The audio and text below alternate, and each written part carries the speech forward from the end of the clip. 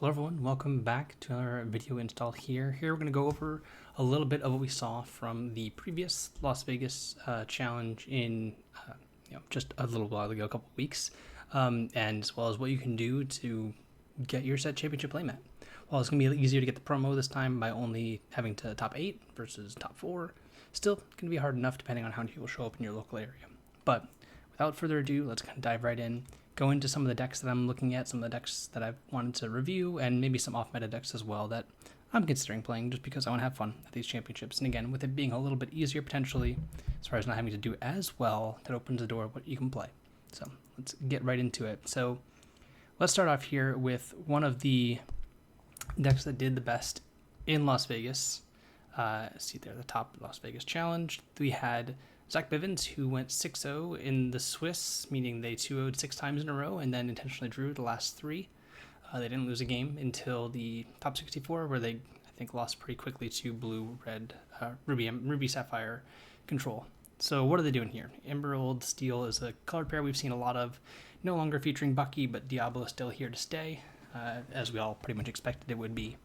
Kind of losing out on some of the discard aspect that Bucky gave you. It's adding cards like Friar Tuck and Lucifer to complement the Sudden Chills package that's in the deck to kind of make your opponent's life not as fun.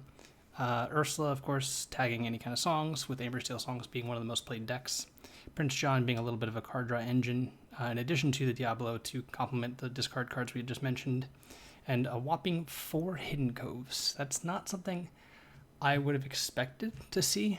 It's not something I would have done myself, but it is an interesting take on the deck, and it does, of course, allow combat to go a lot better for you. It's pretty good into Steel Songs. They have a difficult time removing it. It's not always easy to challenge in that deck. It's not really what it's known for, meant for, stinging. But that in conjunction with the fact that you're taxing your opponent's resources very much means a lot of your pretty hard to deal with characters, whether it be Prince John or Diablo, kind of get pushed out of the Brawl Sisu range pretty quickly with Hidden Cove, just putting it 1 higher and making your beast survive Medusa. We all know how Hidden Cove works. It's nothing really new. In fact, this deck has just Pete as a card from set 5. So there's no other new cards in the deck, just Pete's. Something we may see a lot of in these green steel decks because the shell is pretty much there. We have a lot of, discard from Prince John, Sudden Chills. We don't talk about Bruno to help turn all those on. Some of the discard cards and Fire Tuck and Lucifer was mentioned. This deck is playing Tinkerbell, but there's no copies of Morph, which is interesting. So one of the key ways I think that you're able to play that in a reasonable time in a deck like this is with Morph. But I certainly respect the fact that it's just a fine card on its own.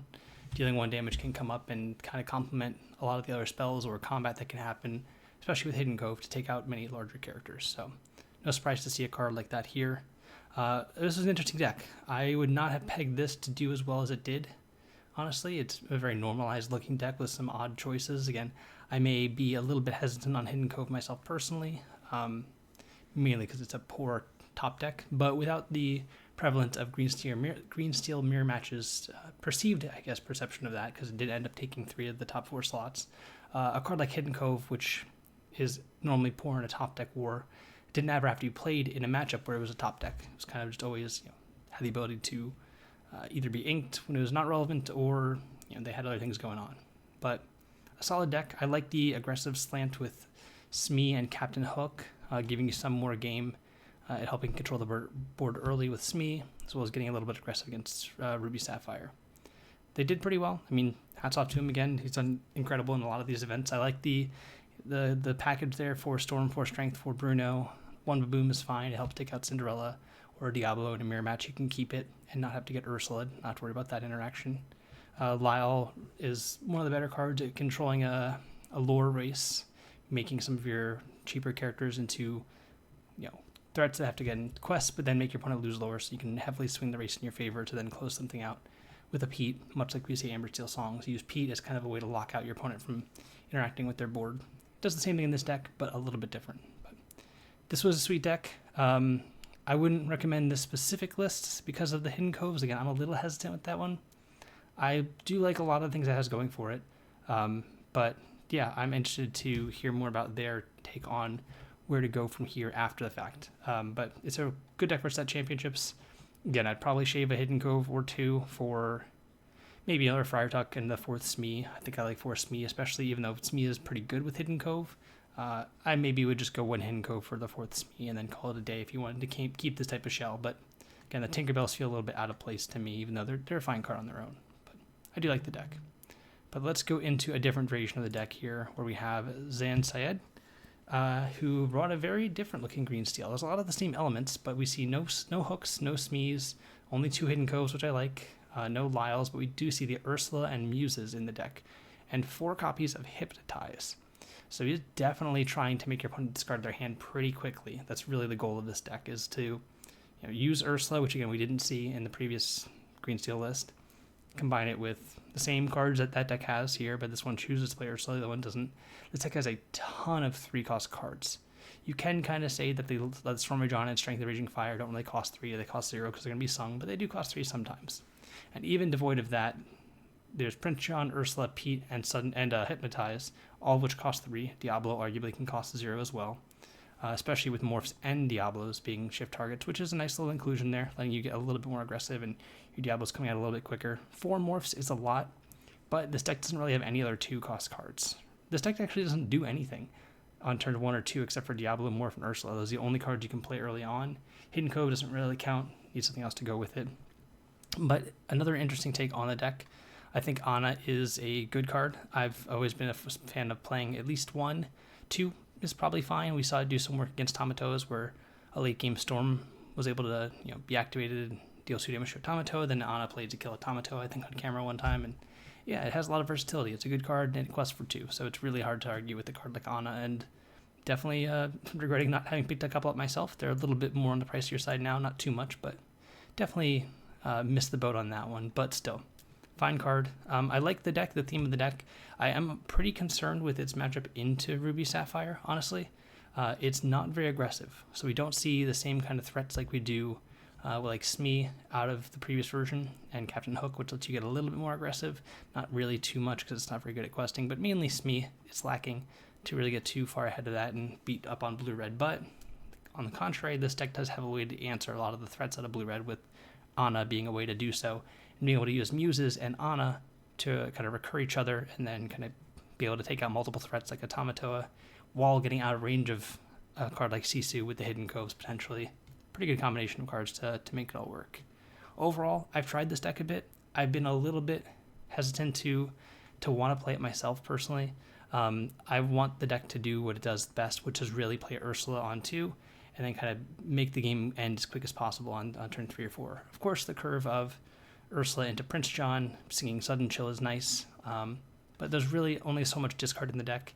It's much more of a grindier deck than the previous one we saw. While the other one can kind of grind and go really late, the amount of discard that this deck has and the ability to bounce things with the Muses makes me think that it's really trying to play a long game, which does worry me against Ruby Sapphire. It can certainly win, but it's a little bit worrisome, especially since it's not as aggressive. But I imagine the plan is to control the board to a certain point, control the hand size, make sure Flavor Sham doesn't get too far ahead, and then kind of just turn the corner in a turn or 2 with multiple either warded threats like Prince John and the Muses, or just a bunch of small characters that you've amassed over the point of time, and hope your opponent doesn't draw Be Prepared because they have no cards in hand to begin with. Kind of divvying from all that, I was looking into other variations of green steel, and I, again, do like the concept of playing Ursula and using Pete to really lock out your opponent from interacting in a meaningful way. So I did kind of put some of these concepts into mind and came with a very much more aggressive version of green steel. It does still use Ursula, because I think I like singing Sudden Chill, Storm, and Strength a lot, and Ursula's an amazing threat in the mid to late game. This deck uses Doc, which I think we saw Wonderland use in his version of green steel. I don't remember the exact configuration, or I don't think he made day 2. I think he was on the bubble for it, but still, good showing. But one of the forgotten combinations of cards that this deck really used to capitalize on in set 3 was Curse Merfolk into Flynn and Prince John. And that kind of curve is really threatening and has a lot of people kind of questioning whether they should challenge or not. When they're giving you cards to then kind of come back from that, pretty hard to really then deal with. The new cards from this set for this deck would be Doc and Pete. Doc, an additional form of card advantage, just letting you kind of churn through your deck late in the game. One of the problems with this deck late was that it couldn't kind of get ahead or do 2 things in one turn if it was in top deck mode. Doc does a pretty good job of helping you get back in the game. And I do like the Pegasus package, where you can use Pegasus to kind of shield all your characters for a turn. You could lead on Curse Merfolk into Curse Merfolk of Pegasus, and then Shift Pegasus, and that's 10 lore that they couldn't really have done deal with. And on turn 4, you're up to 11 already. So it's pretty quick to close the game out there. And again, I do like being aggressive in this format here, so it's a nice change of pace. This deck would be, I believe, a little vulnerable to the card Sisu. Most of his cards will die to it, but that's, again, you can't win everything. I wanted to try this out. I might give this a go this weekend at my own set championships, but we'll see. I haven't fully decided between this and a couple more. We're actually going to take a look in a minute here, but this deck has been pretty powerful. I mean, it has the Diablo package. There are, again, very few songs in this deck by comparison. I think the other decks were on roughly 16 with We Don't Talk About Bruno. This is on 12, so you're going to be able to shift much less often, which is fine. I'm accepting that. I think that the card Diablo on turn 3 is still fine, and if I don't have the ability to shift, I'm just going to ink my Diablo, because this deck is a little bit low on inkables. This is only a 20 uninkable deck, which is on purpose. I mean, you have to have some power level of cards in your deck. The uninkables being Doc, Diablo, Storm, Prince John, and Merfolk. I think they're all worthy of inclusion, and again, this deck doesn't need much ink to operate, honestly. This deck ends at turn 3, really. You don't have to play anything beyond that ink-wise. You can, if you want to chain Docs, or if you have more than one hand, you want to place them out, but it's a much more of an aggressive style deck, and I think this is one of the few color pairs that can truly do that, mainly because of the inclusion of Ursula and Pete. Both those cards together play really well into an aggressive strategy, and they kind of let you prevent your opponent from interacting to the point where you can cross the finish line late in the game. So I might give this one a go. I have it sleeved up and ready to go just in case. But we'll see. Getting to some decks next here, which I kind of enjoy a bit more, but we'll save those for just a moment. But yeah, this is a different take on Green Steel. We've gone through a bunch of different iterations of it. I think the core we can take away from it is that you should be playing Diablo, and really beyond that, Ursula, with Storms and Strengths and Sudden Chills is really where this deck kind of thrives. What you do with the rest of the deck is kind of up to you. Prince John's been included in all of them because of how powerful it is with a card like Sudden Chill, which can just be backbreaking, honestly. Sudden Chill is one of the cards which is only going to get better over time, just because of the power level of cards increasing. Trading 1-for-1 with a random card that is probably pretty powerful to be pretty impactful as the game goes on. So we'll see how it all plays out, but I do still like the Prince John Sudden Chill package, which, again, I think we're just going to see a ton of for quite a while. Moving along, let's change it up from Green Steel here. Let's revisit one of the decks that we were all kind of fearful of at the beginning of the format, which was the Hyper Aggro Amber Amethyst. Let's get out of this challenge. We're no longer talking about decks from the challenge here. Amber Amethyst has been a deck that I wanted to try out and kind of used as my test for the format for quite a bit. Saying if you can't really compete with this, you have to be able to beat everything else, in the format if you can't beat this, really, because you have to have one of the axes covered when you're playing against an unknown opponent. This deck also, 20 uninkables. It has a high uninkable count, but again, it doesn't need much ink to really operate. We have 24 1-drops. That's really, I think, one of the important parts of this deck. I want to be playing a 1-drop on 1, maybe a 2-drop like Piglet on turn 2, and then I want to play 3 1-drops on turn 3. Or I want to play, 1-drop into 2 1-drops into Piglet and 2 1-drops. Of course, alternate to that on turn 3, if I go 1-drop into 2 1-drops, I want to play Baloo or Donald Duck. Every single game, that's all I want to do. There's some closing speed with cards like Sven, which can ready some characters that may be hard to deal with. It's a 2-lore, 3 character, which is pretty good in my book. Maleficent is kind of filler. It can be replaced with any real uninkable. I wouldn't have it be a card like Befuddle. I know Befuddle is pretty good in this deck. It can be situationally great, mainly dealing with Cinderella, but it doesn't really deal with Cinderella the same way I'd want to, so I'm just mostly hope to not get paired against Steel Song playing this deck, which is a possibility. Myself included are a little bit scared to keep playing into Ruby Sapphire with Amber Steel. I think it's been hard, but in a best of 3, I'm a little more confident than would be otherwise. But still, this deck is pretty good into most decks, I would say, that aren't Steel. Even some of the Steel decks that really, except for Green Steel and Amber Steel, anything else that's Steel-based, I'm not really too concerned with, because they're not really following the same strategy of singing Storms and Strengths, whether it be Blue Steel or any other Steel combination cards. But we see the Gathering Knowledge and Wisdom, Amethyst Chronicon, and the Library. Library is just a huge willpower location that's hard to deal with, that can, in the late game, be played to protect against the sweeper, still generate some lore. It's a fine inclusion. It's inkable. That's the main reason it gets a pass. It's not really an ideal card for the deck. I'd rather play a character that does something more immediate. I had Pinocchio in the deck, the 2-cost 3 lore character, and I kind of cut that. I think it was a little bit worse than Baloo, is where that switch was made. But yeah, with the 24 1-drops, I think that playing a blue is pretty great because it's going to gain you that 2 lore that the Pinocchio might have by just being a bodyguard, and also let those cheaper characters quest once more. The bodyguard really kind of helps there, especially with the Donald Luck as well, giving you that extra lore. They serve very similar functions there. But of course, Goat and Snake being a way to reset some of your 1-cost characters, like Maleficent, Lilo, and Daisy Duck to get more lore out of the deal. And Merlin, of course, Goat, because it's Goat and it's great. It's the Goat. Not really much to say.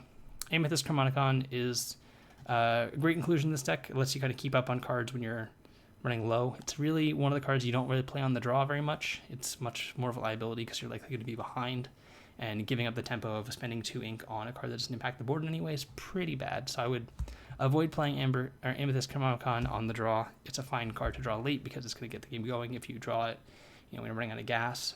But I would never really want to play it on turn 2 going second.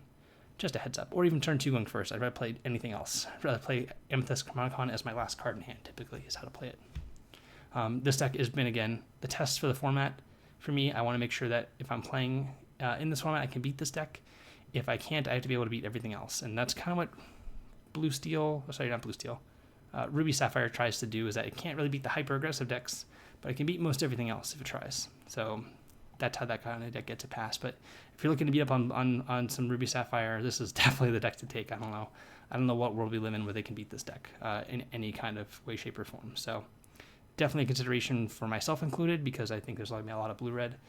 But also, of course, I just have blue-red built just in case I decide to be the bad guy in that way, just for fun. I don't usually do that in big events, and it's not really my style, but we'll see.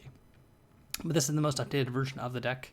I do like a lot of the numbers. Again, I don't really want to play a card like Befuddle. I'd rather just say, if I play against an opponent playing Ursula, Green Steel, that it's going to be pretty poor for me. They're going to be able to shoot 2 of my characters with storms or strengths. I'm in trouble. So hopefully that doesn't happen if I play this deck, but who knows? We'll see. Another deck here, which I'm going to get into, very near and dear to my heart, is Mufasa. I love Mufasa. I built Mufasa back in set 3, played it at one of the first online the pack events, and made top 16 with it. And then the next event that we played in was best of 2, and I really didn't want to play it in the best of 2 format because I think it's the deck that loses the most by not knowing what it's playing against when it mulligans.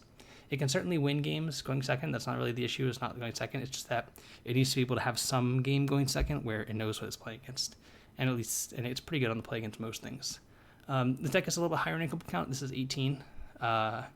And you'll see I cut the Maleficent Dragons and the 1 Chernobog from the deck to kind of make room for 2 copies of Wreck-It Ralph. I think Ralph is actually in a really good spot, oddly enough. It's not really great against a lot of the more aggressive decks. It's more for the bigger Ruby Sapphire decks. Being a way to gain lore instantly by returning a Mulan, a Rapunzel, or a Vanellope, or the big Mulan, which is really in there just to be another princess or ink, or if the situation comes up. I'm not really thinking that the big Mulan shift is going to happen all the time. I'm just definitely playing the 1-cost Mulan for Rapunzel purposes, and I want to threaten that big Mulan at most times. So it being in there, a fine card to hit at any point, and really the name of this game is to be kind of aggressive with the lore. You'll see a lot of the characters that don't cost 1 or 2 have at least 2 lore pips. Pretty much all of them do, I think. Doc, Sisu, Rapunzel. Goofy has this kind of 2 lore pips. Penelope, Mufasa, Maui gets a pass. There was only 3 Maui because I think that it's a little bit less needed now. But Tremaine and Medusa is your ways to remove characters. Tremaine being you're really only out to a card like Tamatoa, which is fine. You're looking to be a more aggressive enough to where they can't play that card to begin with. But Stitch and Wreck-It Ralph being the top of the deck, where you're either drawing cards or gaining lore instantly and making a huge body. A 6/7 is massive. I don't know many things that kill 6/7s except for Be Prepared. Really hard to do, but yeah, I've liked this deck. Vanellope is being included mainly because of the uptick of Diablo being played again. It is uninkable, which is a little bit awkward, but it's still a fine, 3 costs, or anything that's a 3/3 with 2 lore. As we've come to see how Prince Naveen works, it's still a threat in play. 3/3s are not the easiest to deal with all the time. Sure, they get Medusa, but that's fine. There's so many things in this deck that get Medusa, so why care too much about it? And it's a good card to play, just even if you have to play it out as a turn 3 or turn 4 play to set up a turn later in the game. Anything you play out with 3 power like that can then quest is fine usually, because if they have to Maui into it, I'm not too worried. But if they have to as long as it doesn't get eaten by a fox is really a Metamin Fox is my biggest concern for most cards like that. But Super Goof as a way to help close out games with Wreck-It Ralph as well, kind of having some reach, as it were, is a pretty big deal, I think, in this deck. And Lumiere is slotting in as a 2 of. I've had more. The Queen of Hearts has kind of crept back in to help deal with some of the Daisy Duck decks, but Lumiere does a good job at protecting you against a Sisu. It kind of buffs all your characters by 1 so that they don't die to the big Sisu on a crucial turn. Ink otherwise, but of course Gothel and Doc and Gaston. I like the 12 acceleration pieces between Lantern, Doc, and Gaston. I want 12. I always want to have one. Every single game I want one because I want to play either Mufasa on turn 4 or Tremaine or Medusa on turn 4 as well, depending on if I have Doc or not. So playing cards ahead of schedule is really the name of the game. That's how every deck really functions if you think about it. Whether it be shifting to get ahead on ink to play a bigger card ahead of schedule or singing a card to get a discount on your ink, how every deck functions. So this deck needs to keep pace as well. Sapphire does the same thing with Fishbone Quill and 1 Jump Ahead and T-Pose, so we have to keep up. And this deck's pretty good into, I think, a whole new world decks. Of course, if you're expecting a ton of Amber Steel with this deck, I'd probably make the Wreck-It Ralph's Turnabogs in that sense, because Turnabog's very good against the card Whole New World, but I expect that to be a little bit on the downswing, and I didn't think Turnabog was worth it or better than a Wreck-It Ralph most of the time. Because Ralph is another big uninkable, but this one's more reasonable to play, I think, than Turnabog is all the time. And the body is, I think, pretty much the same, a 9/9 and a 6/7, because you don't really want to be challenging with your Turnabog anyway, and they both survive Maui.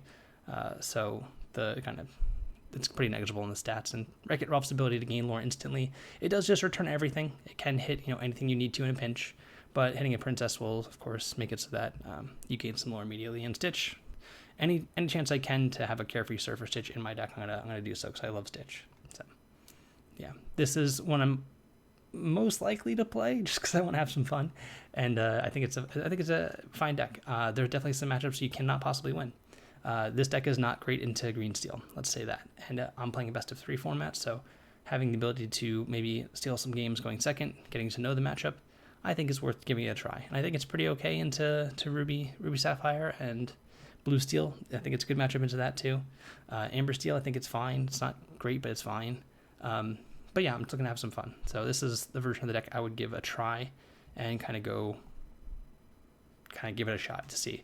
Again, if we did actually get challenges which were best of 3, I would much more consider decks like this.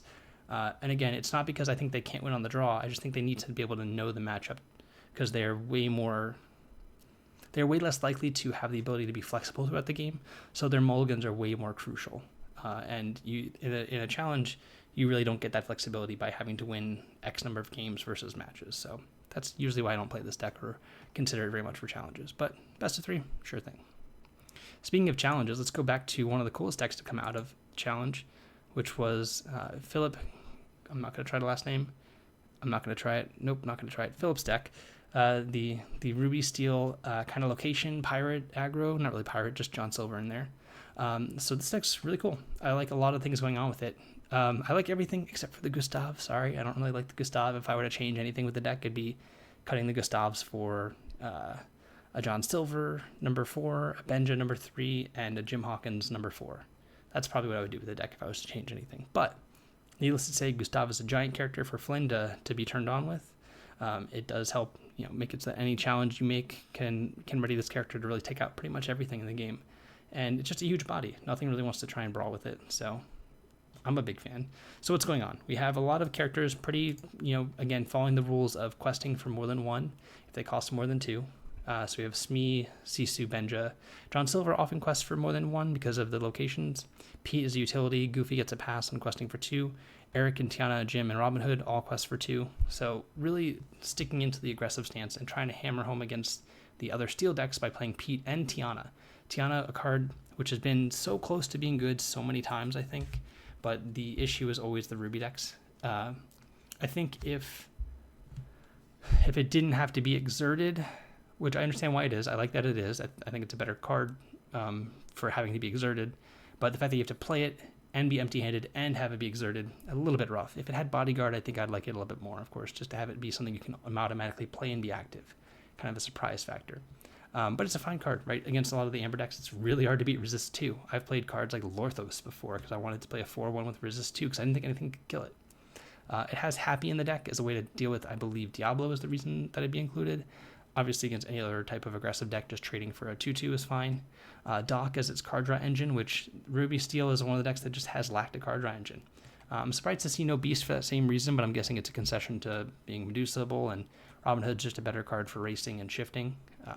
But Flynn and Doc and Smee, all good 2s. I like the suite of cards, 20 cards that cost 2 or less that you can play early. Sisu's an incredible card. Benja's a fine catch-all. And again, Gustav, I can see why it's being played, but I probably wouldn't play it if it were me. And I like the Goofy, Eric, Tiana, and Jim Hawkins. I mean, Goofy, again, one of my favorite cards. I think we all kind of were super hyped about the card changing the game, which it really didn't get to do much of initially. But I think, as I've mentioned previously, with the fact that we've not had to play against Bucky the same way we did before, meaning that those type of decks don't exist where they get to just run you out of resources and cards in play before they start questing, or having evasive characters the same way, that Goofy might actually start to show up a bit more in a lot of decks. And I have it. It was in this deck that did well. I had it in my Mufasa decks. It's just good to close out the game.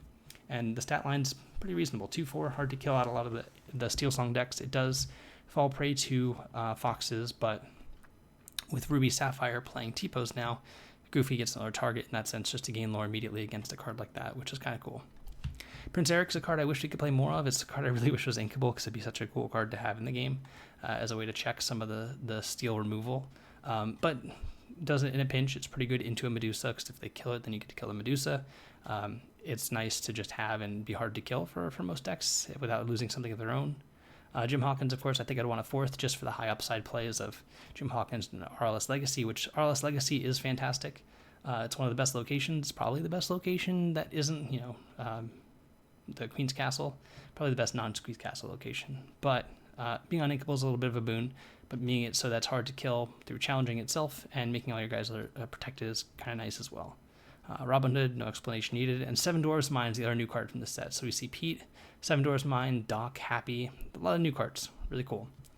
While there aren't too many nights for this to hit, Happy and Doc are the only two.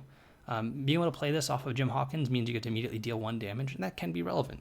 A lot of times you use it to finish something off, but having Jim Hawkins be moved there immediately on turn 5, not to be overlooked, and something that's one of the, I imagine, reasons it's being included, just an instant way to basically have a 5-cost 4/4 that deals 1 when you play it and puts a location to play, and you can move Doc or Happy there the following turns to deal 2.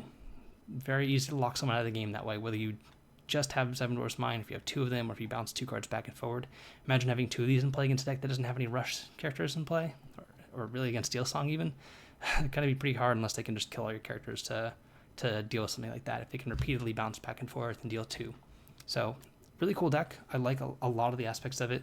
I think I mentioned, again, Gustav's the only thing I don't like, but hey, I think we're going to see a lot more support for this style of deck. Next set, with maybe Pirates getting more of a kind of foothold in the game, John Silver being a pirate, and I think the Galactic Senate is one of the locations, the seal locations, that if an alien's there, it neither can be challenged, or maybe just this can't be challenged, and yeah, John Silver's an alien pirate, so who knows. But these are the decks I've taken a look at here. Again, a lot of them are, again, the Ruby Steel deck here, we have the Mufasa deck here, and the Hyper Aggro deck. Those are the decks I'm actually considering. I want to try something else of taking a Steel Song, giving it a little bit of a break. I think I've done what I can for now, and I think I have to revisit right before Seattle.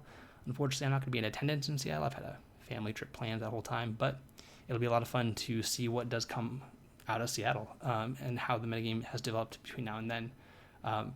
But yeah, if you are not someone who likes to experiment or really wants to win that promo and the playmat, which is going to be awesome anyway, I do think that some of the green steel decks are pretty well positioned. I would slant personally to the more aggressively slanted version, so you have a better Ruby Sapphire matchup in general, because I think that the other 2 versions that Zach and Zan played are a little bit vulnerable to just them going over the top if they can adjust a bit by playing cards like Great Stone Dragon or How Far Will Go, things like that. But this one kind of just punishes them for stumbling or not impacting the board in an early game, which can be hard to do. But that's all I got here for today. I hope you guys enjoyed this little preview of what's going on. Let me know in the comments what you guys are playing at your Store Championships. I'm going to do another one of these next week after our initial wave of Store Championships, going through more decks to experiment with. If I do well or don't do well, I can go over what I played, and then also kind of what to expect going forward for the rest of the month, because there's going to be a lot going on, a lot of different decks. We're going to go through some of the Sapphire decks next week. So I want to go through Blue Steel, Blurple, and Ruby Sapphire, because I think there's still a lot of work that can be done there. But that's what I'm looking forward to here now. But thanks again, everyone. Until next time.